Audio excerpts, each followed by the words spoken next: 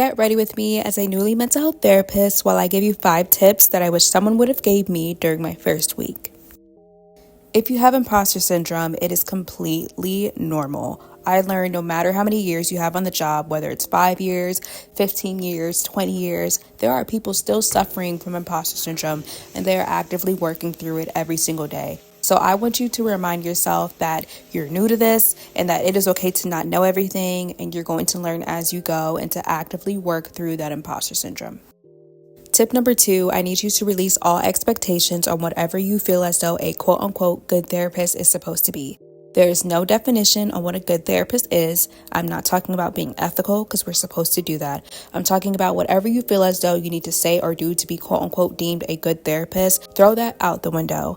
You are learning, you are new, you are not going to have all the right words during your sessions. Sometimes you are going to sit in silence. Sometimes you're not going to know what to say to your clients, and that is perfectly fine.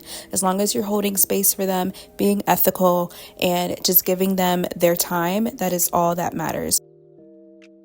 Tip number 3, please don't be afraid to ask for help. If you need help conducting a biopsychosocial assessment or doing a risk assessment, please ask your supervisor or your coworkers. I'm sure they have resources and they will be more than willing to help you. And to add on to that, tip number 4, if you have a template for a biopsychosocial or something for a risk assessment, don't be afraid to print that out and have it right in front of you or to have your laptop right in front of you while you're meeting with your clients. If that's not your cup of tea, that is perfectly fine, but don't be afraid to even read those questions right off the paper. Like I said, you are new, you are learning, and eventually this will all come to you.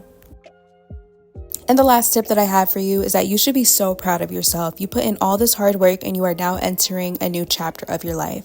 If you guys have any questions for me or if you want any more tips, let me know. And I'm so proud of you. Thanks for watching. Bye.